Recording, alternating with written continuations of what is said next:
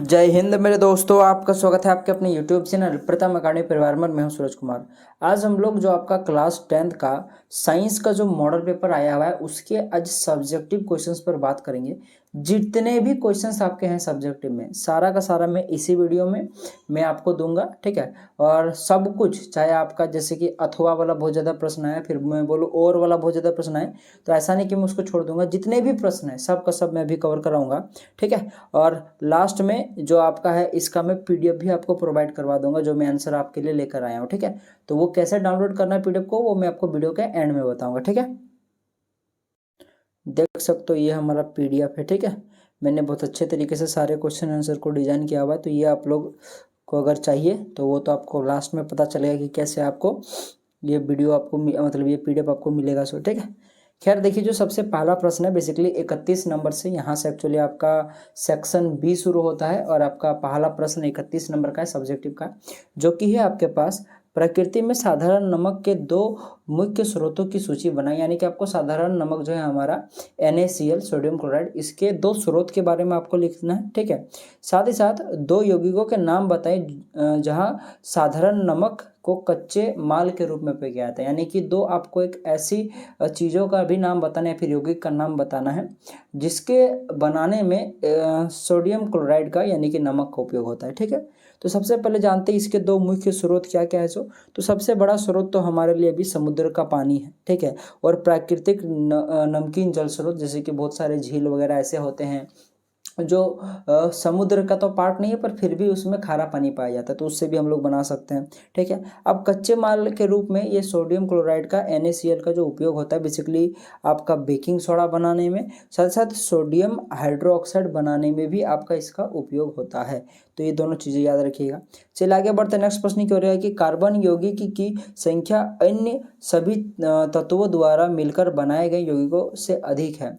दो कारण बताइए इस तथा कथन की पुष्टि करें। यानी कि एक्चुअली बात यहाँ पे ये है कि कार्बन का जो इतना ज़्यादा यौगिक मिलता है, ठीक है। कंपाउंड तो सिर्फ कार्बन ही नहीं है ना, देखा जाए तो बहुत सारा कंपाउंड बना, मतलब बहुत एलिमेंट तो सिर्फ कार्बन ही अकेले नहीं ना है, 118 एलिमेंट है। पर बाकी एलिमेंट कार्बन जैसा यौगिक क्यों नहीं बना पाता है, कार्बन इतना ज़्यादा विशाल संख्या में यौगिक क्यों बनाता है। तो इसका रीज़न ये है कि देखो, इसके अगर मैं रीजन की बताऊँ तो देखो, कार्बन जो यौगिक होता है इसमें श्रृंखलन का गुण पाया जाता है, इस कारण से कार्बन बहुत ज़्यादा यौगिक बनाता है। श्रृंखलन का गुण का मतलब ये होता है कि देखो, कार्बन जो परमाणु होता है, ठीक है, कार्बन के साथ ही बॉन्ड बनाने की इसके पास एक अद्वितीय या फिर बोले कि एक इसके पास यूनिक क्षमता होती है, जो कि और किसी के पास नहीं होता है, जिस कारण से ये बहुत ज़्यादा बॉन्ड बनाता है। जैसे कि समझो, जैसे कि मान लो इस प्रकार से कार्बन कार्बन में जुड़ने की, क्योंकि कार्बन में 4 बॉन्ड रहता है या फिर बोले कि चतुर्संयोजकता होती है, इसलिए 4 बॉन्ड फॉर्म कर सकता है। तो इस प्रकार से कार्बन कार्बन जुड़ते चला जाता है, जितना आप लोग जोड़ सकते हो ये अनंत तक जुड़ते चला जाएगा, ठीक है। जिस कारण से ये कार्बन कार्बन क्या होता है कि श्रृंखलन का गुण शो करता है, यही वाला गुण को श्रृंखलन का गुण कहते हैं कि कार्बन के परमाणु कार्बन के ही परमाणु के साथ जुड़ने की एक अद्वितीय क्षमता होती है कार्बन के पास, इसी गुण को श्रृंखलन का गुण कहते हैं, ठीक है ना। और इसी कारण से कार्बन बहुत ज़्यादा यौगिक फॉर्म करता है। साथ ही साथ दूसरे जो टोटल आपको 2 रीजन बोलने को बोला था इस क्वेश्चन में, तो पहला रीजन तो बता दिया श्रृंखलन का गुण। दूसरा रीजन क्या है कि कार्बन में चतुर्संयोजकता का गुण पाया जाता है। यानी कि कार्बन में बाहरी जो आपका कोश होता है उसमें 4 इलेक्ट्रॉन होता है, जिसके कारण से ये 4 को अलग अलग परमाणु के साथ ये बॉन्ड बना सकता है। ये भी एक रीजन है, ठीक है। अब देखो, यही जो प्रश्न है आपके पास 32 नंबर का, इसके एक और में या फिर अथवा में प्रश्न दिया हुआ है, ठीक है। आप लोग चाहे तो ये वाला बनाओगे या फिर ये वाला बनाओगे, तो चलो इसको देखते हैं, ठीक है। तो देखो, प्रश्न आपके पास एथेनॉल का एथेनोइक अम्ल में रूपांतरण ऑक्सीकरण अभिक्रिया क्यों माना जाता है। इस अभिक्रिया में प्रयुक्त ऑक्सीकरण एजेंट या फिर कर्मक को लिखें। तो देखिए, बेसिकली एथेनॉल का एथेनोइक अम्ल में रूपांतरण या ऑक्सीकरण अभिक्रिया इसीलिए है क्योंकि इस अभिक्रिया में क्या होता है कि ऑक्सीजन की वृद्धि होती है, साथ साथ हाइड्रोजन की कमी होती है, जिस कारण से इसको हम लोग क्या बोलते हैं, ऑक्सीकरण अभिक्रिया कहते हैं।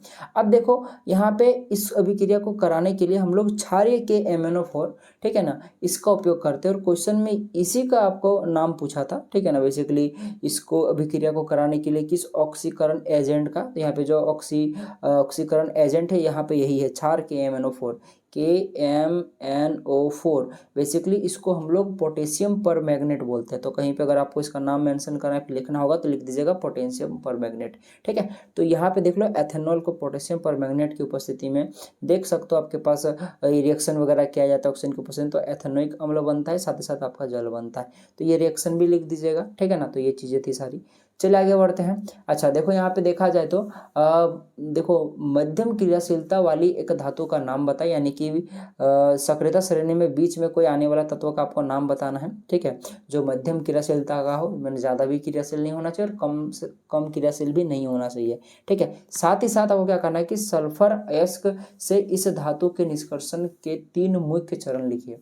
तो इस क्वेश्चन के अकॉर्डिंग सबसे अच्छा बैठता है जिंक, क्योंकि जिंक जो होता है वो मध्य क्रियाशील धातु है और इसको हम लोग सल्फर के उपयोग करके हम लोग आराम से इसको हम लोग निकाल सकते हैं जिंक को, ठीक है। जैसे देखो मध्यम क्रियाशीलता वाले धातु के रूप में हम लोग किसका उपयोग करेंगे, जस्ता का उपयोग करेंगे, जिंक का उपयोग कर सकते हैं, ठीक है ना। और सल्फर अयस्क से जस्ता निकालने के लिए मुख्य रूप से 3 चरण होते हैं। तो क्या क्या चरण होते हैं, देखो सबसे पहला चरण क्या होता है, पहला चरण में देखा जाए तो सल्फर अयस्क को भट्टी में गर्म करना है। सबसे पहले क्या कहता है, सल्फर अयस्क को क्या कहता है, भट्टी में गर्म करना होता है। साथ ही साथ जिस कारण से क्या होता है कि जिससे सल्फर गैस निकलती है और जस्ता ऑक्साइड बनता है। साथ साथ क्या बनता है, सल्फर जैसे आप लोग गर्म करोगे इसको तो आपका क्या बन जाएगा कि आपका सल्फर गैस बनकर वो निकल जाएगा, साथ ही साथ जो जस्ता हो जाएगा, जस्ता ऑक्साइड आपका वहीं पे रह जाएगा।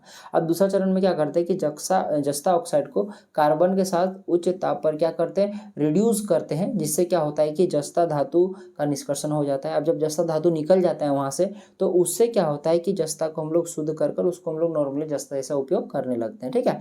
तो ये तो था आपका सारा प्रोसेस। चलिए आगे बढ़ते हैं। उत्सर्जन क्या है, एक कोशिका जीव अपना अपशिष्ट कैसे बाहर निकालते हैं। तो भाई साहब क्वेश्चन डायरेक्टली ये पूछ रहा है कि सबसे पहले बताओ उत्सर्जन क्या है। तो उत्सर्जन क्या होता है, देखो उत्सर्जन एक जैविक प्रक्रिया है, ठीक है, जिसके जरिए जीव अपने शरीर से अवशिष्ट पदार्थ क्या करते हैं, बाहर निकालते हैं। अब क्वेश्चन में ये भी पूछा है कि एक कोशिकीय जीव अपना अपशिष्ट कैसे बाहर करते हैं, फिर अपना उत्सर्जन कैसे करते हैं। तो देखो एक कोशिकीय जीव जैसे कि अमीबा हो गया, पैरामीशियम हो गया, हाँ पैरामीशियम भी एक कोशिकीय जीव है, ठीक है। अपने अपशिष्ट पदार्थों को बाहर निकालने के लिए किस विधि का उपयोग करते हैं, विसरण की विधि का उपयोग करते हैं। फिर वो लोग की विसरण प्रक्रिया का इस्तेमाल करते हैं। इस प्रक्रिया में क्या करता है कि कोशिका के अंदर अपशिष्ट पदार्थों की सांद्रता ज़्यादा होने पर वे झिल्ली के जरिए बाहर निकल जाते हैं, ठीक है। तो ऐसे कुछ प्रोसेस होता है, तो इसको आप लोग आराम से लिख लीजिएगा, कोई दिक्कत है नहीं। चलिए आगे बढ़ते हैं नेक्स्ट प्रश्न की ओर। देखो जो कि 35 नंबर प्रश्न है कि प्रत्येक के 2 कार्य लिखे, यानी कि आपको वृषण के और अंडाशय के 2-2 कार्य लिखने हैं।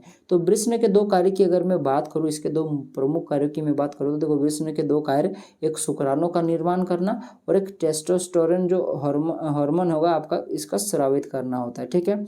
उसी प्रकार से अगर मैं अंडाशय की मैं बात करूँ, अगर मैं अंडाशय के 2 कार्यों की अगर मैं बात करूँ तो क्या होता है, देखो अंडाणुओं का निर्माण करना और एस्ट्रोजन और जो प्रोजेस्टेरोन जो हार्मोन होता है जैसे महिला हार्मोन का स्रावित करना, क्योंकि एस्ट्रोजन प्रोजेस्टेरोन ये दोनों का दोनों महिला हार्मोन होता है, ठीक है। और ये ऑब्जेक्टिव में आता है। अच्छा इस 35 नंबर का एक और में भी प्रश्न है, तो चलो इसको देखते हैं क्या प्रश्न है। देखो यहाँ पे लिखा है कि मानव मादा प्रजनन तंत्र में प्लेसेंटा और फिलोपियन ट्यूब के कार्यों का उल्लेख करें। तो देखो मादा जनन तंत्र में जो प्लेसेंटा होता है और जो फिलोपियन ट्यूब होता है, जिसको हम लोग अंडवाहिनी या डिंब वाहिनी बोलते हैं, डिंब वाहिका भी बोला जाता है, इसके क्या कार्य हैं, इसका उल्लेख आपको करना है, ठीक है। तो सबसे पहले प्लेसेंटा के बारे में जानते हैं। देखो प्लेसेंटा क्या होता है इसको समझो। देखो प्लेसेंटा गर्भाशय की अंदरूनी परत से चिपकी रहने वाली डिस्क के आकार की संरचना होती है और ये क्या करती है कि यह भ्रूण को माँ के रक्त से ऑक्सीजन और पोषण पहुंचाती है। तो ऑक्सीजन और पोषण पहुंचाने का काम रक्त से किसका होता है, प्लेसेंटा का ही होता है, याद रखना मेरी बात, ठीक है। प्लेसेंटा और भ्रूण गर्भनाल से जुड़े होते हैं और जो प्लेसेंटा होता है ये भ्रूण और गर्भनाल जो होता है इससे जुड़ा हुआ होता है। अब थोड़ा फिलोपियन ट्यूब के बारे में जानते हैं। तो देखो फिलोपियन ट्यूब अंडाशय और गर्भाशय के बीच स्थित खोखली मांसपेशियों वाली नलिकाओं की एक जोड़ी होती है। इसका जो मुख्य कार्य होता है, देखो अंडाशय से अंडाणु को एकत्रित करना, साथ ही साथ देखो अंडाणु को गर्भाशय में पहुंचाना। साथ ही साथ देखो शुक्राणु द्वारा अंडाणु के निषेचन के बाद युग्मनज बनाना। साथ ही साथ निषेचन अंडाणु को गर्भाशय में पहुंचाना। टोटल इतने सारे कामी चीजें होती हैं। 4 मुख्य कार्य हैं किसके, डिंब वाहिनी के, फिलोपियन ट्यूब के। ठीक है, अब चलिए 36 नंबर के प्रश्न पर आते हैं। देखो प्रश्न आपके पास, हमें अपने वनों का संरक्षण क्यों करना चाहिए। ठीक है, वनों की कटाई के लिए जिम्मेदार 2 कारकों की सूची बनाएं। बहुत ही सिंपल प्रश्न है, बहुत ही इंपॉर्टेंट प्रश्न है, और इस टाइप का प्रश्न एक्चुअली में आना भी चाहिए एग्जाम में, ताकि बच्चों में अवेयरनेस बढ़े जंगलों को लेकर। ठीक है, खैर देखो अगर मैं बताऊं संरक्षण क्यों करनी चाहिए तो उसके कारण सुनो। देखो वन मृदा तथा वातावरण की रक्षा करते हैं। एक्चुअली देखा जाए तो जो आपके पास वन होता है ये मृदा और वातावरण की रक्षा करते तथा गैस संतुलन को स्थापित करते हैं। ठीक है, जैसे अभी कार्बन डाइऑक्साइड बढ़ता चला जा रहा है जिससे ग्लोबल वार्मिंग हो रहा है। ठीक है ना, तो ग्लोबल वार्मिंग क्यों हो रहा है, क्योंकि हम लोग पेड़ को बहुत ही खराब तरीके से उसका हम लोग दमन करते जा रहे हैं, काटते जा रहे हैं। क्योंकि कार्बन डाइऑक्साइड को नियंत्रित कौन करता है, पेड़ पौधा ही करता है। क्योंकि जिस प्रकार से हम लोग ऑक्सीजन लेते हैं उस प्रकार से पेड़ पौधा कार्बन डाइऑक्साइड लेता है। तो पेड़ पौधा अगर कम हो जाएगा तो कार्बन डाइऑक्साइड लेने वाला कम हो जाएगा, तो कार्बन डाइऑक्साइड की मात्रा बढ़ जाएगी, जिससे ग्लोबल वार्मिंग जैसा चीजें हो रही है। ठीक है, तो ये रीजन है। ससा देखो देखा जाए तो वन जो होता है वर्षा में सहायक होता है। जी हाँ, एक्चुअली बात सही है। डायरेक्टली बोलो या इनडायरेक्टली बोलो, सारा चीज डिपेंड करता है सॉरी, पेड़ पौधों पर। ठीक है, तो वर्षा में भी वन देखा जाए तो बहुत ज़्यादा सहायता करती है, तो साथ ही साथ जलवायु का अनुरक्षण करती है। अभी आप लोग जो इतना क्लाइमेट चेंज देख रहे हो कि बरसात के दिन में देख रहे हो कि धूप दे रहा है, धूप के दिन में बरसात हो रहा है, ये सभी होने के कारण यही कि वनों की कटाई। ठीक है, अच्छा वन महत्वपूर्ण आर्थिक संसाधन। हाँ, वन के कारण देखा जाए तो ये एक्चुअली से हमारे आर्थिक के लिए भी, आर्थिक स्थिति के लिए भी ये बहुत ज़रूरी चीज़ होता है। ठीक है ना, साथ ही साथ देखा जाए तो ये वन जो प्राणियाँ होती है जैसे कि शेर हो गया, बाघ हो गया, जैसे कि बहुत सारे जंगली जानवर होते हैं जो कि वन के शरण में रहते हैं। ठीक है, उनका नाम जंगली जानवर इसलिए पड़ा है क्योंकि वो जंगल में रहते हैं। ठीक है, तो उनको शरण देने का काम करता है। शरण मतलब घर उनका वही होता है। तो बहुत सारी चीज़ें हैं, आप लोग अपने से बहुत कुछ ले सकते हो। अच्छा, वनों की कटाई के लिए जो जिम्मेदार 2 सबसे बड़े कारक है वो है, सबसे पहला तो जनसंख्या। जनसंख्या बढ़ रही है तो वनों की कटाई हो रही है, क्योंकि भाई साहब घर घट रहे हैं, जमीन घट रही है। ठीक है ना, साथ ही साथ देखा है तो खनन और उद्योग और खनन लगाए जा रहे हैं ज़्यादा से ज़्यादा जगहों पे। ठीक है ना, ज़्यादा से ज़्यादा जगह पे, जहाँ पे मान लो कोयला मिल गया, जहाँ पे आपका पहले से देखो कि जंगल था तो उसको जंगल को उड़ा दिया, वहाँ पे खदान बना दिया है। तो इस प्रकार से चीज़ें होती है। ठीक है, चलिए आगे बढ़ते हैं। अब यहाँ से हमारा सेक्शन सी शुरू होता है। तो देखो सेक्शन सी का सबसे पहला प्रश्न है, देखो एक चाइना डिश में 2 ग्राम सिल्वर क्लोराइड लिया गया है और चाइना डिश को कुछ समय के लिए सूरज की रोशनी में रखा जाता है। कहा जाता है, सूरज की रोशनी में रखा जाता है। इस मामले में आपका अवलोकन क्या होगा। इसमें शामिल रासायनिक प्रक्रिया को संतुलित रासायनिक समीकरण के रूप में लिखे और रासायनिक प्रक्रिया के प्रकार की पहचान। यानी कि कुल मिलाकर 3 प्रश्न हैं। एक, सबसे पहली बात, सिल्वर क्लोराइड को चाइना डिश में रखकर जब सूरज के पास रखा गया तो क्या आपने महसूस किया, फिर बोलो कि क्या हुआ, आपको वो बताना है। साथ ही साथ ये जो अभिक्रिया है इसको संतुलित अभिक्रिया के रूप में आपको लिखना है। साथ ही साथ आपका मतलब समीकरण के रूप में लिखना है। साथ ही साथ आपको ये बताना है कि ये किस प्रकार की अभिक्रिया है। तो देखो चाइना डिश क्या होता है कि जब चाइना डिश में रखे 2 ग्राम सिल्वर क्लोराइड को धूप में रखा जाता है तो यह सफ़ेद से धूसर हो जाता है। क्योंकि देखो सिल्वर क्लोराइड जनरली सफ़ेद रंग का होता है, लेकिन उसको जैसे आप लोग सन के लाइट में लेके जाते हो तो वहाँ पे क्या होता है कि वो वाइट से धूसर रंग का होने लगता है। ठीक है ना, यह इसलिए होता है क्योंकि देखो सिल्वर क्लोराइड जो होता है वो सूरज की रोशनी में सिल्वर धातु और क्लोरीन गैस में टूट जाता है। यानी कि सीधा सीधी बोलूँ तो देख लो, जो AgCl होता है, जो सिल्वर क्लोराइड होता है, इसको अगर सूर्य का प्रकाश दोगे तो वो Ag और Cl2 में टूट जाता है। जिस कारण से क्या होता है कि इस प्रक्रिया में सिल्वर धातु के कारण इसका रंग क्या हो जाता है, धूसर हो जाता है। एक्चुअली में यहाँ पे थोड़ा सा मुझसे मिस्टेक हुआ है। यहाँ पे मिस्टेक ये हुआ कि देखो सिल्वर क्लोराइड का रंग चूंकि देखो आपका देखा जाए तो सफ़ेद होता है, जिसके बाद क्या होता है कि Ag वगैरह बनता है तो वो आपका क्या हो जाता है, धूसर हो जाता है। ठीक है, तो इस प्रकार से चीज़ों को याद रख सकते हो। और ये देखो हम लोगों ने संतुलित समीकरण यहाँ पे रखा हुआ है। ठीक है, और अगर इस अभिक्रिया की बात करो तो एक प्रकार की अपघटन अभिक्रिया या वियोजन अभिक्रिया है। और वियोजन अभिक्रिया भी 3 तरह से होता है, आप लोगों ने पढ़ा हुआ है। एक उष्मा से, एक विद्युत से, और एक किससे होता है आपका, और प्रकाश से। तो ये बेसिकली प्रकाश से वियोजन का उदाहरण है। और इसी क्वेश्चन का एक और वाला प्रश्न भी है। देखो, अपघटन अभिक्रिया शब्द को परिभाषित करें। तापीय अपघटन और विद्युतीय अपघटनीय अपघटन का एक उदाहरण दीजिए। तो बहुत सारा प्रश्न है, पर हम लोग इसको डायरेक्टली शॉर्ट में देखते हैं, ठीक है। एक्चुअली इसमें टोटल 3 प्रश्न हैं। पहला प्रश्न तो ये है कि आपको अपघटन अभिक्रिया को परिभाषित करना है, यानी कि वही वियोजन अभिक्रिया मैंने आपको अभी ऊपर में दिखाया था, ठीक है। और ताप वियोजन, जैसे कि ऊपर में आपने देखा कि ये बेसिकली उष्म वियोजन का उदाहरण था, सिल्वर क्लोराइड का सूर्य की प्रकाश की उपस्थिति में टूटना, ठीक है। ये बेसिकली आपका प्रकाशीय वियोजन का उदाहरण था। अब आपको इस क्वेश्चन में आपको उष्म वियोजन का उदाहरण देना है, साथ ही साथ उसका समीकरण भी लिखना, यूँ समझ लो, ठीक है।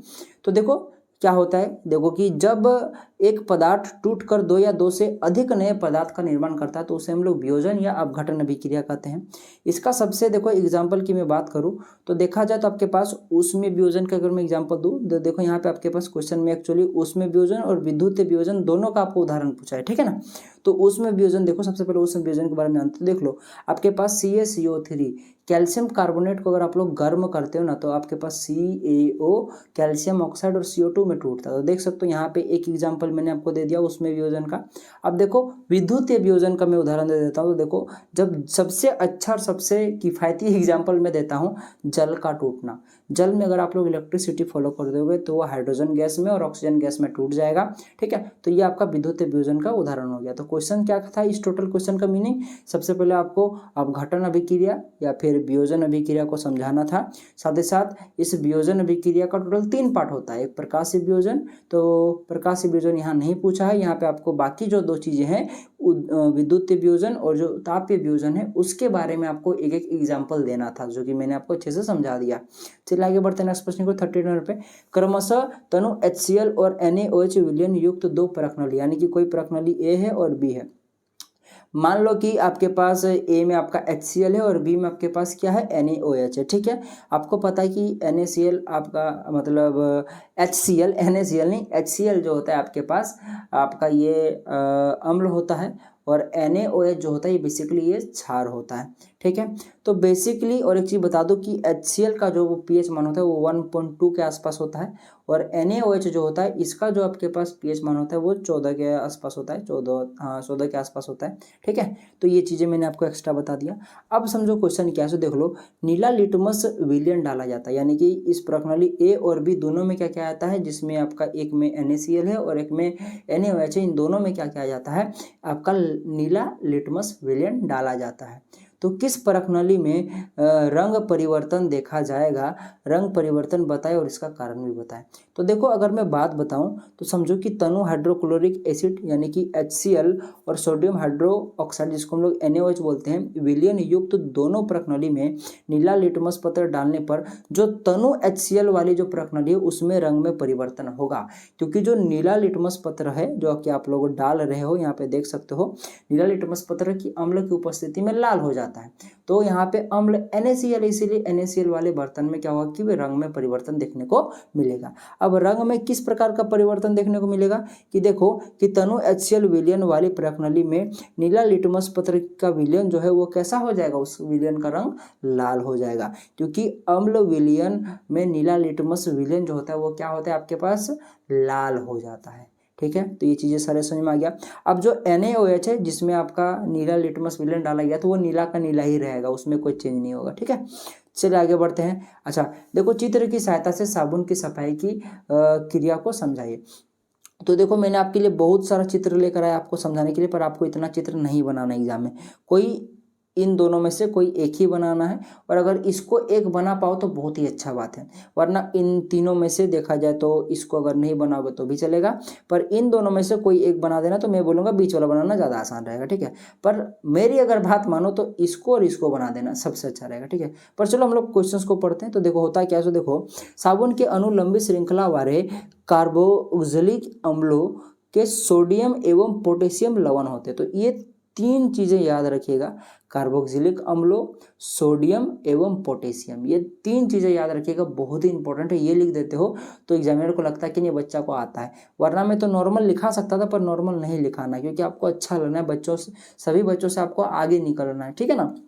तो इसीलिए तो आपको क्या लगना है कि साबुन जो होता है वो लंबी श्रृंखला वाले कार्बोक्सिलिक एसिड, सोडियम और पोटेशियम लवण होते हैं। साबुन का जो आयनिक भाग जल में, जबकि जो आपका कार्बन श्रृंखला जो होता है वो तेल से परस्पर क्रिया करती है। ठीक है, मतलब देखो यहाँ पे आपको समझ में आएगा।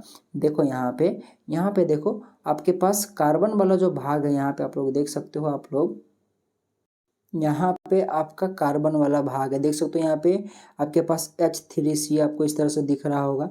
ठीक है ना, तो यहाँ पे बेसिकली कार्बन वाला भाग है। और यहाँ देख लो सबसे लास्ट में COO- दिख रहा है, यहाँ माइनस यही शो कर रहा है कि आयनिक भाग है। तो आयनिक भाग बेसिकली इधर जल की ओर होता है, और यहाँ अंदर में देख सकते हो कि ये तेल की बूंदों के साथ क्या होता है, ये रिएक्ट कर जाता है। जैसे कि यहाँ पे देखो ज़्यादा क्लीन नजर आएगा।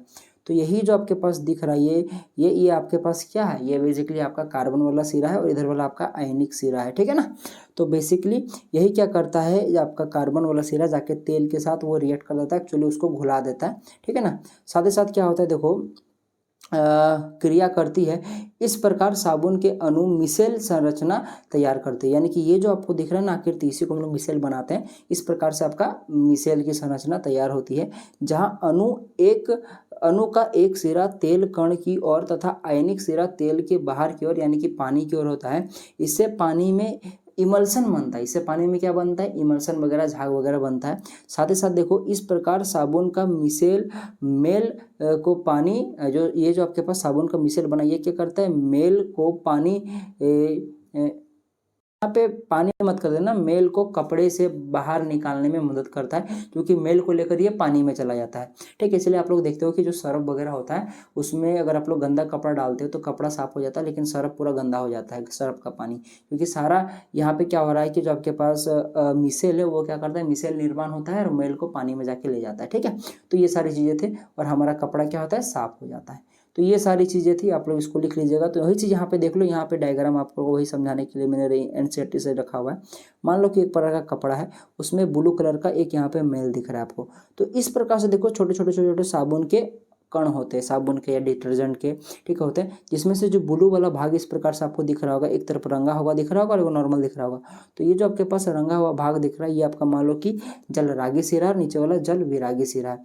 तो इससे क्या होता है देख लो, आपका इस प्रकार से क्या होता है कि ये सभी जल के अणुकण धीरे धीरे मेल की ओर बढ़ने लगते हैं, और क्या करते हैं इस प्रकार से जो आपके पास देखा जाए तो यहाँ पे आप लोग देख सकते हो कि आपके पास जल विरागी जो सिरा है वो मेल की ओर चला जाता है, क्योंकि वो जल में घुलनशील नहीं होता है, और जल रागी जो सिरा है जो ब्लू वाला जो पार्ट है वो ऊपर की ओर आ जाता है। इस प्रकार से इसको घेरने लगता है, और घेरते घेरते घेरते घेरते क्या करता है कि जल जो रागी सिरा है वो आप लोग देख सकते हो बाहर में आपको दिख रहा होगा, और जल विरागी सिरा क्या होता है कि मेल की ओर दिख रहा होगा। इस प्रकार से गोल सी संरचना बनती मिसेल की, और इसको क्या करता है देख लो, कपड़ा साफ हो गया, कपड़ा से निकाल देता है। ठीक है, तो ये सभी चीज़ें ही आप लोग देख लीजिएगा एक बार अच्छे से, मैंने आपको समझा दिया, मैंने बहुत छोटा लिखने की कोशिश किया हुआ है। चलिए आगे बढ़ते हैं। मेंडल के प्रयोग से कैसे पता चलता है कि लक्षण स्वतंत्र रूप से विरासत में मिलते हैं। फिर बोलो कि ये क्वेश्चन ऐसा भी आ सकता है कि मेंडल के प्रयोग से कैसे पता चला कि जो लक्षण होते हैं वो देखा जाए तो वंशानुगत होते हैं। ठीक है ना, या प्रभावी लक्षण वंशानुगत होते हैं। तो देखो मेंडल ने अपने कुछ प्रयोग में मटर के पौधों के दो विकल्पी जोड़े का अध्ययन करने के लिए संकरण कराया। ठीक है ना, मतलब दो विकल्पी पौधों का लिया हुआ है, मटर का दो विकल्पी पौधा लिया गया, उनके बीच में संकरण कराया गया है। ठीक है ना, इसके लिए उन्होंने गोल बीजों वाला लंबा पौधा, क्योंकि अभी मैंने बताया कि दो पौधे के बीच में संकरण कराया, तो उसमें से एक पौधा जो था जिसमें गोल बीज वाला लंबा पौधा था, और जो दूसरा था वो झुर्रीदार बीज वाला बौना पौधा था। मतलब गोल बीज वाला लंबा पौधा मतलब बीज अच्छा खासा था, गोल मटोल था, साथ पौधा भी लंबा था। ठीक है, और एक जो पौधा लिया जिसमें जो बीज था वो उतना अच्छा क्वालिटी का नहीं था, झुर्रीदार टाइप का था, सिकुड़ा टाइप का था, और उसका जो पौधा भी होता ना वो बौना पौधा था। इन दोनों के बीच में क्या कराया, संकरण कराया। तो इससे जो आपका पीढ़ी निकला ना, इससे जो आपका जो नया पौधा का जन्म हुआ जिसको हम लोग F1 पीढ़ी बोलते हैं। ठीक है ना, संकरण कराने के बाद तो इस पीढ़ी में क्या हुआ कि देख लो कि सभी पौधे लंबे और गोल बीज वाले पाए गए। ठीक है ना, तो जितने भी पौधे हुए ना आपका पहला पीढ़ी में यानी कि F1 में, ठीक है ना, उसमें क्या था कि सभी का सभी पौधे क्या थे, लंबे और गोल बीज वाला था। इससे यह पता चलता है कि लंबाई और गोल बीज का होना ये प्रभावी लक्षण है। प्रभावी लक्षण क्या होता है, जो लक्षण आपका दिखता है। तो यहाँ पे किसका लक्षण दिख रहा है, बेसिकली लंबा पौधा और गोल बीज वाला का। तो यहाँ पे लंबा होना और गोल बीज आकार में होना ये बेसिकली प्रभावी लक्षण दिख रहा है F1 पीढ़ी में। अब अब जब फिर से जब आपका देखा जाए तो संकलन कराएगा, यानी कि F2 में बात करी जाए तो क्या हुआ कि देखो पीढ़ी में कुछ पौधे नए संयोग प्रदर्शित करते हैं। अब क्या कि जो आपके पास ये जो पीढ़ी हुआ इसमें आप कुछ नया चीज़ आपको देखने को मिला। उसमें से क्या नया चीज़ देखने को मिला कि देख लो कुछ पौधे लंबे, यहाँ पे 2 हटा दो, ठीक है, कुछ पौधे लंबे परंतु झुर्रीदार बीजों वाले हैं, जबकि कुछ पौधे बौने और गोल बीज वाले थे। यानी कि यहाँ क्या हुआ कि पूरा मिक्स हो गया, ठीक है ना। पहले क्या था कि देखो सबसे स्टार्टिंग में लंबा पौधा गोल बीज वाला था और झुर्रीदार बीज वाला बौना पौधा था। संकरण जब पहली बार कराया गया, जब F1 पीढ़ी बना, तब देखा गया कि सभी का सभी देखा जाए तो आपके पास लंबा पौधा था और गोल बीज वाला था, ठीक है। साथ ही साथ जब अब F2 की बारी आई तब क्या देखा गया कि पूरा मिक्स हो गया। पहले क्या था कि लंबा पौधा गोल बीज के साथ था और झुर्रीदार बीज वाला बौना पौधा था। अब मिक्स हो गया। अब क्या हुआ कि गोल बीज वाला छोटा पौधा बन गया, बौना पौधा बन गया है, और झुर्रीदार बीज वाला लंबा पौधा बन गया। तो वही बात यहाँ पे लिखा हुआ है। तो इससे क्या पता चलता है कि देख लो उपयुक्त दोनों दशाओं से यह निष्कर्ष निकलता है कि लंबाई, बोनापन, बीजों का गोल होना अथवा देखा जाए तो आपके पास झुर्रीदार होना, ये परस्पर पर देखा जाए तो स्वतंत्र लक्षण और स्वतंत्रता रूप से क्या होते हैं कि वंशानुगत होते हैं। यानी कि इससे क्या पता चला कि लंबा आपका हो गया, आपका देखा जाए तो चलो थोड़ा सा अच्छे से लिख देता हूँ, जैसे कि लंबा होना, L फॉर लंबा होना, B फॉर बोना होना, ठीक है ना। और देखा जाए तो आपके पास G फॉर गोल बीज वाला, और देखा जाए तो J फॉर झुर्रीदार बीज वाला, J फॉर आपका J4 झुर्रीदार बीज वाला। स्टार्टिंग में क्या था कि लंबा पौधा था, गोल बीज वाला था, ठीक है ना। और उसके बाद फिर देखा जाए तो आपके पास अगर मैं दूसरे पौधे की बात करूँ उसमें क्या था, बौना पौधा था और झुर्रीदार बीज वाला था। तो हर बार जब भी लंबा पौधा होगा वो जरूरी नहीं कि गोल बीज का होगा।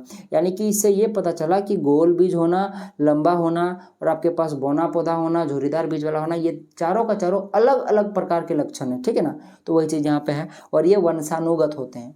देखो अब जो 41 नंबर प्रश्न लिखा है कि 10 ओम, 15 ओम और 20 ओम के 3 प्रतिरोधक एक परिपथ में श्रेणी क्रम में जुड़े हुए हैं। यदि 15 ओम प्रतिरोधक में विभव गिरावट, जिसको विभवांतर बोलेंगे, ठीक है ना, 3 वोल्ट है, तो प्रतिरोध में धारा और 10 यहाँ पे ओम होगा, ठीक है। 10 ओम प्रतिरोध में विभवांतर ज्ञात करना है, ठीक है। विभव गिरावट विभवांतर ज्ञात करना, सेम ही बात है, ठीक है।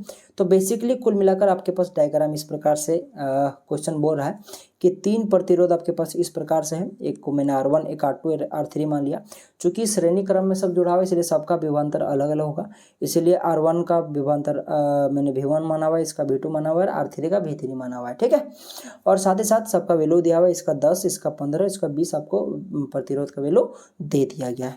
और साथ ही साथ आपको ये बताया हुआ है कि जो आपके पास ये 15 ओम का जो प्रतिरोध है इसका आपके पास विभव गिरावट, जिसको विभवांतर दिया हुआ है क्वेश्चन में, जो कि 3 वोल्ट दिया हुआ है, ठीक है। तो आपको क्वेश्चन में सबसे पहले तो ये फाइंड करना कि इस टोटल परिपथ में आपका धारा क्या होगा, I क्या होगा, ठीक है। तो एक चीज़ बता दो कि ये चूंकि सीरीज में जुड़ा हुआ है जिस कारण से पूरा धारा जो होगा ये समान होगा। श्रेणी क्रम में क्या होता है कि विभवांतर अलग होता है लेकिन धारा पूरे परिपथ में समान होती है।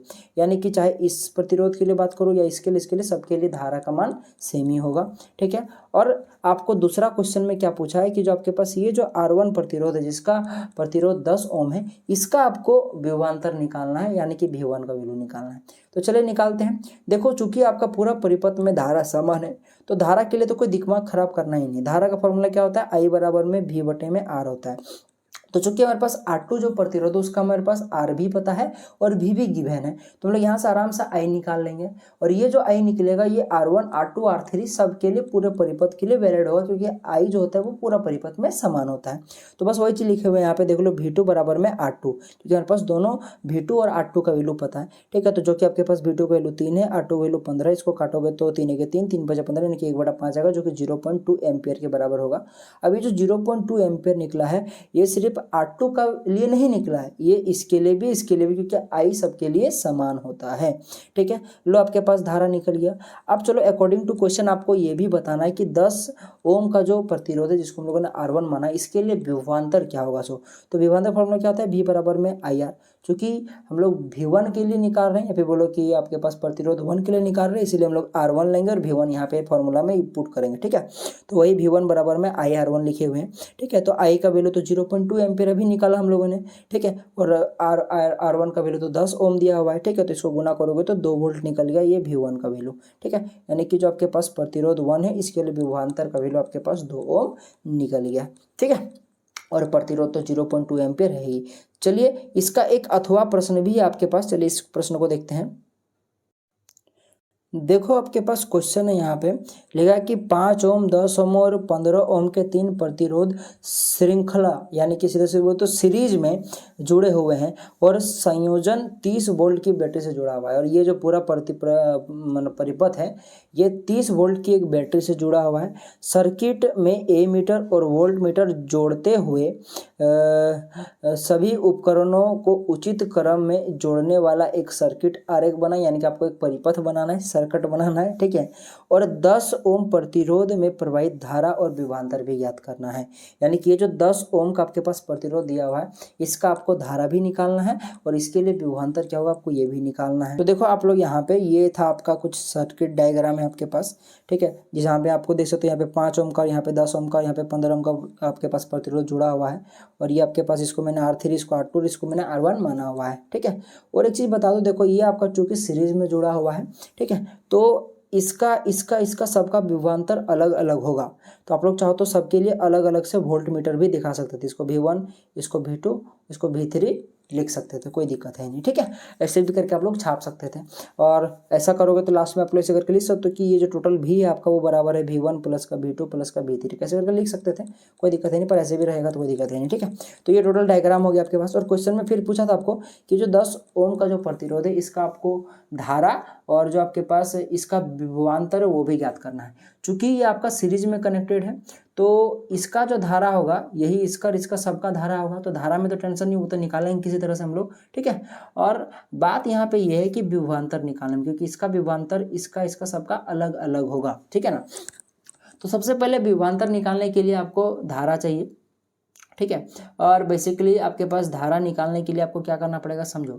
इससे ऊपर वाला क्वेश्चनों में क्या था कि आपके पास कोई एक प्रतिरोध का आपके पास V भी दिया हुआ था और R भी दिया हुआ था, तो आराम से I निकल गया था।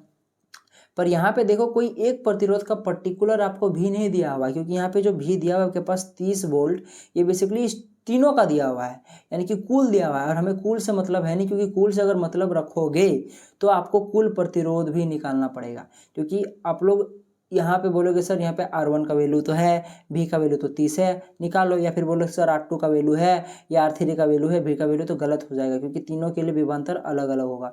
तो अगर आप लोग यहाँ पे इस R2 का उपयोग करके अगर I निकालना चाहते हो तो सबसे पहले R2 का आपको विभवांतर निकालना पड़ेगा। R3 का उपयोग करके निकालना चाहते हो तो R3 का विभवांतर निकालना पड़ेगा। उसी प्रकार से इसका भी आपको पहले विभवांतर निकालना पड़ेगा। तो हम लोग ऐसा नहीं कर पाएंगे, तो उसके लिए हम लोग एक काम कर सकते हैं, एक काम करते हैं, आपको पता है कि V सबके लिए है तो मैं सबका R निकाल लेता हूँ, तो सबका R निकल जाएगा तो कुल R निकल जाएगा। तो देखो हम लोगों ने क्या किया, सबसे पहले कुल R निकाला हुआ है। तो देखो समतुल्य जो प्रतिरोध R होगा क्या होगा, R1 plus R2 plus R3 होगा, क्योंकि यहाँ पे सीरीज में जुड़ा हुआ है।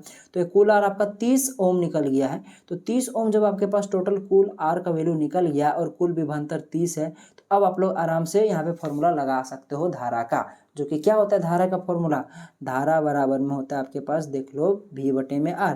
V का वैल्यू 30 है, R का वैल्यू अभी 30 निकला, तो 1 एम्पियर आपका निकल गया धारा का वैल्यू। अब अकॉर्डिंग टू क्वेश्चन देखो हमारे पास धारा तो निकल चुका है, धारा भी पूछा था निकालने के लिए। धारा तो सबके लिए समान ही होगा, क्योंकि क्वेश्चन में बोला कि इस 10 ओम वाले प्रतिरोध के लिए धारा क्या होगा, तो भाई साहब 10 ओम वाला प्रतिरोध के लिए भी धारा एक ही होगा, क्योंकि धारा सबके लिए समान है। तो 1 एम्पियर निकल गया। अब हम लोग R2 यानी कि 10 ओम वाले प्रतिरोध के लिए, जिसको हम लोग R2 माने हुए, इसके लिए हम लोग क्या निकालने वाले हैं, बेसिकली हम लोग विभवांतर निकालने वाले हैं। धारा तो इसका यही हो गया 1 एम्पियर। अब हम लोग V2 निकालेंगे, तो V2 का फॉर्मूला क्या होगा, या फिर V2 मतलब वही विभवांतर R2 के लिए, प्रतिरोध 2 के लिए। ठीक है, तो इसका क्या हो जाएगा, I बटे R हो जाएगा। तो यहाँ पे I का वैल्यू तो देखा जाए तो 1 निकला भी हमारा, और R तो 10 है, तो यह आएगा 10 वोल्ट, यानी कि इसका 10 वोल्ट निकल चुका है। तो इस प्रकार से ये वाला प्रश्न आपका बनने को था। चलिए आगे बढ़ते हैं नेक्स्ट प्रश्न की ओर। 42 नंबर के प्रश्न पर लिखा है कि एक समान चुंबकीय क्षेत्र में रखे धारावाही चालक द्वारा अनुभव किए गए बल की दिशा निर्धारित करने के लिए प्रयुक्त नियम का नाम, विवरण तथा उदाहरण सहित व्याख्या कीजिए। तो बेसिकली देखो सबसे पहले इसके बारे में हम लोग समझते हैं। तो देखो धारावाही चालक में लगने वाले बल की दिशा अगर आपको ज्ञात करना है तो उसके लिए आपको फ्लेमिंग के बाएं हाथ का उपयोग करना पड़ेगा। जैसे कि आप लोग देख सकते हो मैंने आपको नियम लिख दिया है। तो फ्लेमिंग के बाएं हाथ का नियम क्या बोलता है कि देखो कि अपने हाथ के जो तर्जनी है, तर्जनी का मतलब क्या होता है, आपके तर्जनी आपके पास ये हो गया, ठीक है, और जो आपके पास मध्यमा हो गया और ये जो आपके पास अंगूठा हो गया, इन तीनों को इस प्रकार फैलाना कि ये सभी एक दूसरे के लंबवत हो जाए, जैसे कि आप लोग आकृति में देख पा रहे हो। यदि तर्जनी देखा जाए तो चुंबक के क्षेत्र की दिशा को दर्शाएगा, तो जो मध्यमा होगा वो बेसिकली धारा को दर्शाएगा, यानी कि ये जो होगा आपके पास बीच वाली उंगली वो आपका धारा दिखाएगा, और जो आपके पास अंगूठा होगा ये चालक की दिशा, मतलब चालक की गति की दिशा यानी कि बल को संकेतित करेगा। ये आपका पास ये देखा जाए तो बल आपके पास ए नंबर का ऑप्शन क्या बोल रहा है कि अंगूठा आपका बल की दिशा या फिर बोलो कि गति को ये प्रदर्शित करेगा। तो वही चीज़ यहाँ पे आपका शॉर्ट में यहाँ पे इस प्रकार से बना हुआ है। तो ये सारा चीज़ था। चलिए आगे बढ़ते नेक्स्ट प्रश्न की ओर। देखो आपके पास 43 नंबर का प्रश्न बताता है कि दिए गए अभिक्रियाओं को उदाहरण सहित समझाइए। तो देखो आपके पास सबसे पहले हाइड्रोजनीकरण अभिक्रिया को समझाना है, फिर आपके पास ऑक्सीकरण अभिक्रिया को समझाना है। सबसे पहले हाइड्रोजनीकरण देखा जाए तो वो क्या होता है कि देख लो कि प्लेडियम तथा निकेल जैसे उत्प्रेरक की उपस्थिति में असंतृप्त हाइड्रोकार्बन में हाइड्रोजन जोड़कर संतृप्त हाइड्रोकार्बन बनाने की अभिक्रिया को ही क्या करते हैं हम लोग, हाइड्रोजनीकरण अभिक्रिया कहते हैं। इसका उदाहरण बताएं तो देखो वनस्पति तेलों में जनरली हाइड्रोजनीकरण अभिक्रिया का उपयोग किया जाता है, क्योंकि जो वनस्पति तेल होता है ये देखा जाए तो आपका असंतृप्त हाइड्रोकार्बन होता है, इसमें हाइड्रोजन जोड़कर इसको संतृप्त हाइड्रोकार्बन बनाया जाता है। जैसे कि आप लोग देख सकते हो डबल बॉन्ड को हटाकर सिंगल बॉन्ड लगा दिया गया है इस निकेल उत्प्रेरक की उपस्थिति में। नेक्स्ट था आपके पास ऑक्सीकरण अभिक्रिया। तो ऑक्सीकरण अभिक्रिया क्या होता है, देखो ऐसी अभिक्रिया जिसमें तत्वों और यौगिकों में ऑक्सीजन का योग या तो फिर हाइड्रोजन का निष्कासन या ह्रास होता है, उसे हम लोग ऑक्सीकरण अभिक्रिया कहते हैं। उदाहरण देखो जैसे कॉपर में अगर ऑक्सीजन को ऐड करोगे तो देखो यहाँ पे ऑक्सीजन ऐड हो चुका है जो कि CuO बन गया कॉपर ऑक्साइड, तो ये आपका हो गया। ठीक है, चलिए आगे बढ़ते हैं। साबुन और अपमार्जक की संरचना सीधा सीधे बोलो तो उसके आपको तुलना करना है साबुन और अपमार्जक का। तो देखो साबुन और अपमार्जन के बीच में हम लोग अंतर देखते हैं। देखो साबुन जो होता है यह उच्च वसा अम्लों के सोडियम लवण होते हैं, जबकि जो यह होता है ये लंबी श्रृंखला वाले सल्फोनिक अम्लों के सोडियम लवण होते हैं। अब देखो जो साबुन होता है यह कठोर जल में कठिनाई से झाग देता है और सफाई का कार्य ठीक से नहीं करता है, जबकि इसमें उल्टा होता है कि आसानी से झाग देता है, सफाई आराम से करता है। देखो यह जल में कम घुलनशील होता है जबकि यह जल में बहुत ज़्यादा घुलनशील होता है। कौन, बेसिकली डिटर्जेंट अपमार्जक, ठीक है ना। अच्छा साबुन की बात करो तो इसमें आर्द्रता का गुण कम पाया जाता है, जबकि जो आपके पास अपमार्जक है इसमें थोड़ा ज़्यादा पाया जाता है। इसमें देखो कि इसमें सफाई की क्षमता कम होती है, अभी मैंने बताया था, जबकि इसमें सफाई की क्षमता बहुत ज़्यादा होती है। ठीक है, अच्छा इसका जलीय घोल क्षारीय होता है, इसका जो जलीय घोल होता है बेसिकली उदासीन होता है। ठीक है, तो ऐसा चीज़ें लिखी हुई है, बाकी इसको आप लोग एक बार चेक कर लेना है। ठीक है, तो इसको आप लोग भूल जाओ। ठीक है, इसको आप लोग भूल जाओ, ये 4 नंबर का ऑप्शन आप लोग इसको भूल जाओ। ठीक है, इसको नहीं लिखना है आपको। चलिए आगे बढ़ते हैं नेक्स्ट प्रश्न की ओर। देखो बेसिकली नेक्स्ट ऑप्शन की ओर जो कि क्या है आपका, इसका निर्माण वनस्पति तेलों या जंतु वसा से होता है, जबकि देखो इसका निर्माण जो होता है ये कोयले तथा पेट्रोलियम के प्राप्त हाइड्रोकार्बन से होता है। अच्छा इसका जैविक अपघटन आसानी से हो जाता है, यानी कि आसानी से अपघटित हो जाती है, इसीलिए यह जल प्रदूषण कम करता है, नहीं करता ये गलत होगा, ये कम उत्पन्न करता है, जबकि ये जो होता है ये जल का प्रदूषण करता है। ठीक है ना, क्योंकि जल्दी से अपघटन नहीं होता है। अच्छा इसका आयनिक सिरा देख सकते हो आपके पास -COO होता है प्लस, ठीक है Na+, जबकि इसका जो आयनिक सिरा होता है देख लो आपके पास -SO3 Na+, और या तो फिर आपके पास SO4 या तो SO3 होगा या तो फिर SO4 Na+ होता है। ठीक है, और साथ ही साथ देखो नेक्स्ट आपके पास जो प्रश्न था यहाँ पे साइक्लोहेक्सेन का आपके पास यहाँ पे चित्र करने की या फिर बोले कि संरचना बनाने को बोला था। तो साइक्लोहेक्सेन देख लो हम लोगों ने यहाँ पे बनाया हुआ है, C6H12 साइक्लोहेक्सेन होता है जो कि इस प्रकार से बनता है। देखो 6 को कार्बन जो है इस प्रकार से रिंग बनाता है और प्रत्येक कार्बन में आपको 2 हाइड्रोजन जोड़ दो तो प्रत्येक हाइड्रोजन का 4 बॉन्ड कंप्लीट हो गया और आपका ये साइक्लोहेक्सेन बन गया। ठीक है, चलिए आगे बढ़ते हैं। हरे पौधे में पाए जाने वाले पोषण के प्रकार की व्याख्या कीजिए और इस प्रक्रिया का नाम बताइए। ठीक है, साथ साथ इस प्रक्रिया का नाम बताना है। ठीक है, इस प्रक्रिया के लिए आवश्यक नई सामग्री की सूची बनाइए, नई या फिर कच्ची सामग्री का सूची बनाइए। उल्लेखित प्रक्रिया के लिए रासायनिक समीकरण लिखिए। ठीक है, तो इसके लिए आपको रासायनिक समीकरण भी लिखना है। तो सबसे पहली बात तो देखो कि हरे पेड़ पौधे देखो सबसे पहले बात देख लो, हरे पौधे में पाए जाने वाले पोषण के प्रकार की व्याख्या इस प्रकार है। तो सबसे पहले बात करूँ तो देखो, हरे पौधे में पाए जाने वाला पोषण स्वपोषी पोषण होता है। फिर बोले कि जो पोषण होता है वो स्वपोषी पोषण होता है, ठीक है। अच्छा, स्वपोषी पोषण में पौधे सरल कार्बनिक पदार्थ जैसे कि कार्बन डाइऑक्साइड हो गया, जल हो गया, ठीक है ना, सूर्य का प्रकाश हो गया, इसकी उपस्थिति में क्या करते हैं, अपना भोजन स्वयं बनाते हैं। और इस प्रक्रिया में और इस प्रक्रिया को जो कहते हैं, इसको टोटल प्रक्रिया को हम लोग प्रकाश संश्लेषण कहते हैं। साथ ही साथ बात करें तो प्रकाश संश्लेषण के लिए पौधे को मिट्टी से क्लोरोफिल, कार्बन डाइऑक्साइड और पानी और सूर्य के प्रकाश और अन्य आवश्यक खनिजों की जरूरत होती है। यानी कि इस प्रकाश संश्लेषण की प्रक्रिया करने के लिए इतनी सारी चीज़ों की जरूरत होती है। देखा है तो क्लोरोफिल पौधे में पाए जाने वाला एक हरा रंगद्रव्य है जो सूर्य के प्रकाश को अवशोषित करता है और इसे ग्लूकोज और ऑक्सीजन में बदल देता है। अब बाकी इसके लिए समीकरण लिखना, तो इसको आप लोग कमेंट करके मुझे इसका समीकरण लिख के जरूर बताइएगा, क्योंकि मैंने एक वीडियो में इसको बताया हुआ था, इससे पिछले वाले कुछ वीडियो में, ठीक है।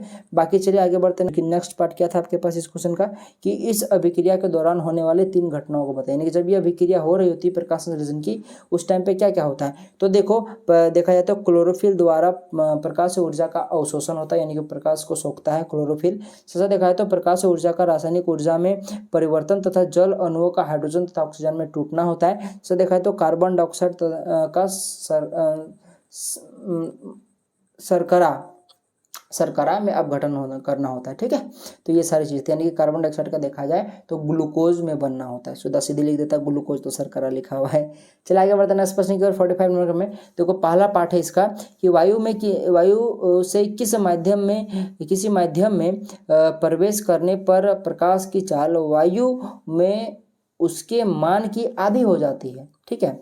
वायु के सापेक्ष उस माध्यम का अपवर्तनांक ज्ञात कीजिए। यानी हो ये रहा है कि मान लो कि कोई माध्यम से, या फिर बोलो कि वायु से, समझो कि वायु से कोई प्रकाश की चाल किसी माध्यम में जैसे प्रवेश कर रही है, तो जो प्रकाश की चाल हो रही है वो जो पहले वायु में थी उसकी आधी हो जा रही है। तो आपको यहाँ पे देखा जाए तो उस माध्यम का आपको अपवर्तनांक निकालना है। तो देखो आपको अपवर्तनांक निकालने का फॉर्मूला आपको आना चाहिए। क्या होता है कि देखो वायु में प्रकाश की चाल बटे में उस माध्यम में प्रकाश की चाल कर दोगे तो उसका अपवर्तनांक निकल जाएगा। तो वायु में प्रकाश की चाल को हम लोग भी मान लेते हैं, क्योंकि पता है कि माध्यम में जाते उसकी प्रकाश चाल आधी हो जा रही है, यानी कि v/2 इसको मान लेंगे। तो बस पुट कर दो, तो वायु में प्रकाश चाल v हो गया, माध्यम प्रकाश चाल v/2 हो गया। तो v/2 को ऊपर लेके जाओगे तो ये गुना में पलट जाएगा, 2/v हो जाएगा, तो v कट गया तो 2 निकल गया, यानी कि इसका अपवर्तनांक कितना हो गया आपके पास, 2 हो गया। अब देखिए ये प्रश्न कि देखो अपवर्तनांक N1, यहाँ पे एक्चुअली N1 के पदार्थ से बनी कांच की एक स्लैब को अपवर्तनांक N2 के माध्यम से में रखा गया है, ठीक है ना। स्लैब पर एक प्रकाश किरण आपतित होती है, कांच के स्लैब से निकलने वाले प्रकाश की किरण का पथ बनाएं, ठीक है ना। यदि सबसे पहला थर्ड पार्ट ये, सेकंड पार्ट ये दिया हुआ है, थर्ड पार्ट ये दिया हुआ है। तो एक्चुअली यहाँ पे बोल ये रहा है कि समझो मेरी बात, देखो आपके पास कांच के स्लैब का अपवर्तनांक दिया हुआ है N1, ठीक है, और जो आपके पास माध्यम है उसका दिया हुआ है N2। अब क्या क्या गया है कि जो आपके पास जो माध्यम है N2 उसके अंदर में कांच को डाल दिया गया है। हो सकता है कि माध्यम में N2 जो होगा पानी वगैरह होगा जिसके अंदर में डाल दिया गया, ठीक है। अब आपको क्या करना है कि आपको सबसे पहले 3 केस दिया हुआ है, ठीक है। एक दिया हुआ है आपके पास जो N1 है वो बड़ा है N2 से, ये पहला नंबर का केस आपको दिया हुआ है। इसमें आपको बताना है कि आपके पास जो कांच है, इस कांच से जो प्रकाश जब निकलेगी और जब इस कांच से जाते हुए जब आपके पास इस माध्यम में एंटर करेगी तब उस प्रकाश का बिहेवियर कैसा होगा। सो देखो बहुत ही सिंपल है, आपको पता है कि यहाँ पे क्वेश्चन के अकॉर्डिंग जो आपके पास देखा जाए तो यहाँ पे जो आपके पास N1 है वो ज़्यादा है N2 से, यानी कि जो आपके पास N1 का अपवर्तनांक, यानी कि देखो यहाँ पे मैंने बनाया हुआ है कि ये कांच का स्लैब है और ये आपका पास माध्यम है, ठीक है। तो ये कांच का स्लैब को मैंने N1 माना हुआ है, ये कांच का स्लैब है। तो यहाँ से जब प्रकाश की किरण निकलेगी किसमें, माध्यम 2 में, तो देखो आपके पास यहाँ पे N1 का जो आपके पास अपवर्तनांक है वो ज़्यादा है N2 से। इससे पता चलता है कि याद रखिएगा कि जो आपके पास जिसका अपवर्तनांक जितना ज़्यादा होता है उसमें प्रकाश की चाल उतना ही कम होती है। यानी कि अगर मैं बताऊं तो ये देखा जाए तो N1 का मान ज़्यादा है, यानी कांच के स्लैब का अपर्तनांक ज़्यादा है, यानी कि इसका घनत्व ज़्यादा है, ठीक है ना। यानी कि देखा जाए तो आपके पास ये सघन माध्यम हम लोग इसको बोलेंगे, ठीक है ना। और जो आपके पास माध्यम जो है आपके पास, जिसको हम लोगों ने N2 का यहाँ पे दिया हुआ है अपर्तनांक, ये बेसिकली इसका वैल्यू कम है, तो इसको हम लोग बोलेंगे विरल माध्यम। तो सबको पता है कि जब सघन माध्यम से यानी कि कांच से इस विरल माध्यम में यानी कि माध्यम में अगर जाएगी तो अभिलंब से दूर हटेगी प्रकाश की किरण, यानी कि वही चीज़ मैंने यहाँ पे ड्रॉ किया। देखो ये आपका अभिलंब है, ये आपके पास N है, नीचे में N डैश है, ठीक है। तो ये जब प्रकाश किरण आएगी तो ये अभिलंब से जो कि आपका इधर है, ये चूंकि ऐसे जाना चाहिए था, लेकिन ये क्या हुआ कि अभिलंब से दूर यानी कि थोड़ा सा इधर हट जाएगी। तो बस इसी डायग्राम को आपको बनाना था। सेकंड केस में क्या है कि देख लो यहाँ पे जो दोनों माध्यम है उसका अपर्तनांक समान है, ठीक है। तो जब समान होगा तो प्रकाश की किरण में कोई डाइवर्जन नहीं होगा, सीधे का सीधे निकल जाएगा, ठीक है। नेक्स्ट प्रश्न की ओर बढ़ते, मतलब नेक्स्ट पार्ट की ओर। इसमें क्या था कि N1 जो है ये बड़ा, ये छोटा है N2 से। अब यहाँ पे क्या हो गया कि देख लो, जो आपके पास माध्यम था उसका देखा जाए तो आपके पास उसका अपर्तनांक ज़्यादा, यानी कि ये ज़्यादा सघन है, किससे, इस N1 से, इस कांच से। तो जब इस कांच से बाहर निकलेगी प्रकाश किरण तो ये जो अभिलंब है ये इसी की ओर मुड़ जाएगी, घुस जाएगी, और इस प्रकार से आपको ये क्वेश्चन को पूरा बनाना था। बस इतना ध्यान देना था कि जो प्रकाश की किरण को लेना है वो कांच से निकालना था और आपको इस माध्यम में डालना था, ठीक है। और आपको ध्यान देना है कि ये बात को कि विरल माध्यम से सघन में जाने पर क्या होता है कि अभिलंब की ओर झुकती है, और सघन माध्यम से विरल में जाने पर क्या होता है कि अभिलंब से दूर हटती है। तो ये सारा था। अब चलिए इसी का एक अथवा प्रश्न है कि देख लो, देखा है कि ऋषभ अपनी हथेली देखने के लिए एक हस्तरेखा विशेषज्ञ के पास गया। हस्तरेखा विशेषज्ञ ने इस उद्देश्य के लिए यानी कि हाथ को देखने के लिए एक विशेष प्रकार के लेंस का उपयोग किया। तो देखो सबसे पहला प्रश्न है कि लेंस की प्रकृति और उसके उपयोग का कारण बताइए, ठीक है। यानी कि ये किस प्रकार का लेंस है, देखा जाए तो इस विशेषज्ञ के द्वारा उत्तल लेंस का उपयोग किया गया है, और इसका उपयोग क्यों किया गया है ये भी पूछा है। तो देखो इसका उपयोग इसलिए किया गया है, देख लो उत्तल लेंस का उपयोग इसलिए किया गया है क्योंकि यह वस्तु का आवर्धित प्रतिबिंब बनाता है, बड़ा प्रतिबिंब बनाता है। इससे जो हाथ की रेखा है उसको स्पष्ट देखने में मदद मिलती है और इसका विश्लेषण, इसको पढ़ पाना थोड़ा आसान हो जाता है, ठीक है। दूसरा प्रश्न क्या है कि देख लो, हस्तरेखा विशेषज्ञ को लेंस को कहाँ रखना चाहिए, या फिर बोलो कि रखना पड़ेगा ताकि वस्तु का जो वास्तविक और बड़ा प्रतिबिंब उसको मिले, ठीक है ना। यानी कि जो वस्तु यहाँ पे हाथ है, हाथी यहाँ पे वस्तु है, उसका बड़ा और वो अच्छा प्रतिबिंब मिले, ठीक है ना। तो बेसिकली यहाँ पे देखा जाए तो हस्त विशेषज्ञ क्या करेंगे, हथेली से थोड़ी दूर रखेंगे ताकि क्या होगा कि उसको वास्तविक और थोड़ा सा बड़ा प्रतिबिंब प्राप्त हो। क्योंकि उत्तल लेंस के लिए जब वस्तु को फोकस दूरी से जब दूर रखते हैं, यानी कि हाथ को अगर उस लेंस का जो भी उत्तल लेंस का उपयोग किया उसे जब दूर रखेंगे तो जो प्रतिबिंब बनेगा वो वास्तविक बनेगा, साथ ही साथ देखा जाए तो आपके पास बड़ा भी बनेगा, ठीक है ना। चलिए आगे बढ़ते हैं। देखो इसी का थर्ड पार्ट भी आपके पास जो कि दिया हुआ है कि यदि इस लेंस की फोकस दूरी जिससे वो देख रहा है बेसिकली हस्तरेखा विशेषज्ञ, उसकी अगर आपके पास फोकस दूरी 10 सेंटीमीटर दी हुई है और हाथ उस लेंस से देखा जाए तो 5 सेंटीमीटर की दूरी पर है, यानी कि आपके पास बिंब की दूरी यानी कि यू का मान आपको दे दिया गया है, तो प्रतिबिंब की दूरी याद करना है। यानी कि जो आपके पास हाथ का जो प्रतिबिंब बनेगा वो कितनी दूरी पर बनेगा आपको बताना है। तो देखो आपके पास फोकस दूरी एफ का मान दिया हुआ है 10 सेंटीमीटर, चूंकि यहाँ पे प्लस लेंगे क्योंकि यहाँ पे उत्तल लेंस की बात चल रही है, उत्तल लेंस की फोकस दूरी धनात्मक होती है। अच्छा बीम की दूरी 5 सेंटीमीटर होगा, चूंकि बीम की दूरी हमेशा ऋणात्मक लेते इसलिए -5 लेंगे। अब लेंस सूत्र से हम लोग को पता है कि 1/v माइनस को 1/u बराबर 1/f होता है, बस वैल्यू पुट कर दो, बस आपके पास u की जगह पे -1 हो जाएगा और f की जगह पे 10 हो जाएगा। अब देख लो यहाँ पे -5 और यहाँ भी माइनस होता है इसलिए +1/5 हो गया। अब देखो इस 1/5 को उधर लेके जाओगे तो इधर बचेगा 1/v बराबर में 1/10 माइनस का 1/5। अब यहाँ पे देख लो आपके पास एलसीएम लोगे तो कितना हो जाएगा 10 हो जाएगा, यानी कि आपके पास 1 - 2 ऊपर में आएगा। अब देखो नॉर्मली मैंने एलसीएम लिया कुछ नहीं किया, तो जब अगर 1 में 2 चला जाएगा तो -1 ना बचेगा। तो देख सकते हो यहाँ से जब इसको पलट दोगे तो ये भी बन जाएगा, क्योंकि यहाँ पे अभी भी 1/v, हमको 1/v का वैल्यू नहीं चाहिए, v का वैल्यू चाहिए, प्रतिबिंब की दूरी चाहिए। तो इसको पलटोगे तो इधर भी पलटना पड़ेगा ना, तो पलट तो जाएगा ये, लेकिन माइनस अभी भी रह जाएगा, यानी कि v का वैल्यू -10 सेंटीमीटर आएगा, ठीक है ना। यानी कि जो आपके पास हाथ का जो प्रतिबिंब बनेगा वो -10 सेंटीमीटर दूर बनेगा, ठीक है ना। तो ये था प्रश्न। चलिए आगे बढ़ते यहाँ पे देखो ये प्रश्न आपके पास 46 नंबर का है कि आयोडीन युक्त नमक का उपयोग क्यों उचित है, हमारे आहार में आयोडीन की कमी से होने वाले बीमारियों का नाम बताएं और उसका लक्षण भी बताएं।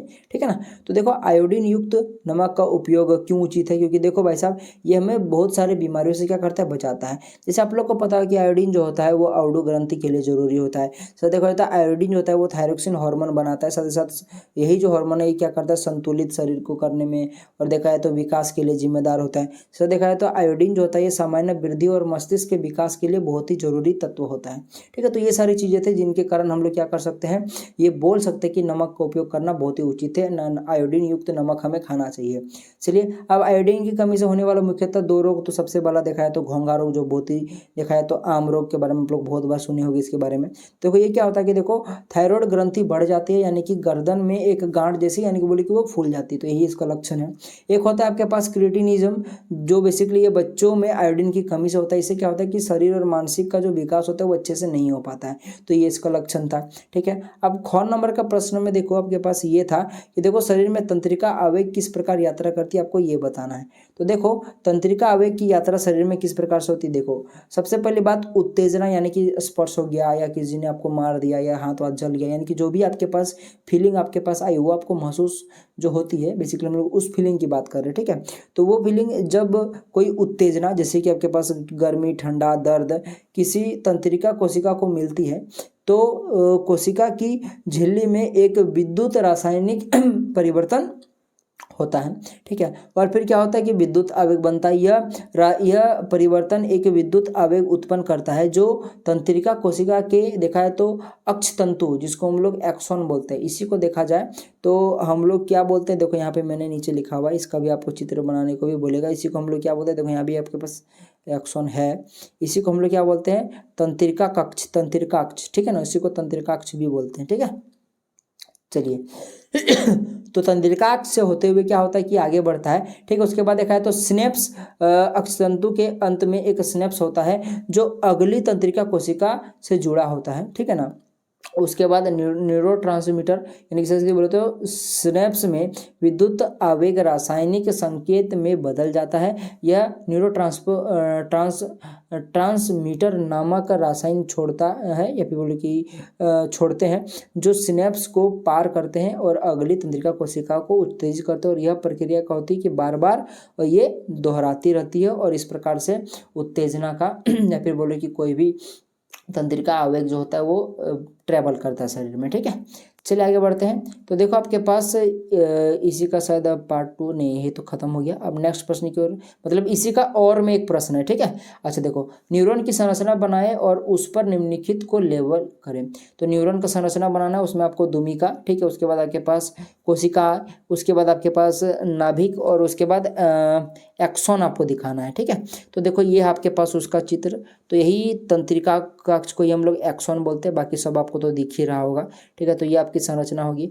अब आपको बताना है, देखो बी नंबर का देखा जाए पार्ट में, सबसे पहला आपका क्वेश्चन का साधन है कि जहाँ सूचना प्राप्त होती है उसे क्या कहते हैं। जहाँ सूचना प्राप्त होती है उसे हम लोग क्या बोलते हैं, उसको द्रुमिका कहते हैं। ठीक है ना, तो वही चीज़ आप लोग देख लो, यहाँ पे लिखा है कि द्रुमिका सिरे द्वारा। ठीक है, चलिए आगे बढ़ते हैं। देखो नेक्स्ट पार्ट में यहाँ पे पूछा गया कि जिसके माध्यम से सूचना विद्युत आवेग के रूप में यात्रा करती है उसको क्या कहते हैं, उसी को तो हम लोग एक्सॉन यानी कि तंत्रिकाक्ष बोलते हैं। ठीक है, चलिए हम लोग देख लो, यहाँ पे आप लोग देख लो, ये तंत्रिकाक्ष हो गया। ठीक है, उसके बाद लास्ट जो तीसरा नंबर का है, लास्ट क्या है इसके बाद और एक है। ठीक है ना, जहाँ इस आवेग को आगे संचरण करने के लिए रासायनिक संकेत में परिवर्तन किया तो उसे क्या बोलते हैं, उसी को तो हम लोग यहाँ पे देखा जाए तो सिनेप्स बोलते हैं, अभी हम लोगों ने पढ़ा था। अब एक प्रश्न यहाँ पे देखा जाए तो एक डेफिनेशन दिया हुआ है कि देख लो, न्यूरोमस्कुलर जंक्शन यानी कि तंत्रिका पेशीय संधि को परिभाषित करें। तो देखो न्यूरोमस्कुलर जंक्शन क्या होता है। ठीक है, तो देखो न्यूरोमस्कुलर जंक्शन एक विशेष प्रकार की स्नैप्स है, ये भी एक प्रकार का विशेष प्रकार का स्नैप्स है जो एक तंत्रिका कोशिका और एक मांसपेशीय कोशिका के बीच होता है। जब एक तंत्रिका आवेग न्यूरोमस्कुलर जंक्शन तक पहुंचता है तो यह मांसपेशी कोशिका को सिकुड़ने का संकेत देता है। तो ये था आपका, और इस प्रकार से देखा जाए तो पूरा सारा सब्जेक्टिव क्लियर हो गया आपका। अगर वीडियो पसंद आए तो जरूर लाइक कीजिएगा, साथ साथ अपने दोस्तों तक जरूर शेयर कीजिएगा, ठीक। और ये अगर आपको पीडीएफ चाहिए तो हमारे टेलीग्राम ग्रुप में जाकर ज्वाइन हो जाएगा, जो कि आपको इस वीडियो के डिस्क्रिप्शन में हमारे टेलीग्राम ग्रुप का लिंक मिल जाएगा। वहाँ से आप लोग इस पीडीएफ को डाउनलोड कर सकते हो, ठीक है ना। तो चलिए, अगर कोई भी डाउट होगा तो कमेंट बॉक्स खुला है, कमेंट जरूर कीजिएगा। साथ ही साथ मैं बोल रहा हूँ, चैनल को जो भी सब्सक्राइब नहीं किया कर लीजिए, क्योंकि ये तो आपका मॉडल पेपर कंप्लीट हो गया। इसके बाद आपको सिर्फ मॉडल पेपर करने से नहीं ना होगा, आपको इंपॉर्टेंट क्वेश्चंस भी तो करना पड़ेगा ना। तो हम लोग इंपॉर्टेंट क्वेश्चंस भी कराएंगे, और लगता है कि इस बार आपका क्वेश्चंस का लेवल ठीक ठाक रहेगा, तो इसीलिए तो आपको ज़्यादा से ध्यान देना पड़ेगा, ज़्यादा जोर से आपको पढ़ाई करनी होगी। तो आपको बिल्कुल भी टेंशन नहीं लेना, उतना आपको बिल्कुल भी हेडेक नहीं लेना है, बस जो कराऊंगा उतना कर लीजिएगा, तो आपका अच्छा नंबर जरूर आएगा, ठीक है। तो चलिए मिलते हैं अगले वीडियो में, तब तक के लिए जय हिंद, जय भारत, और आपका दिन शुभ हो।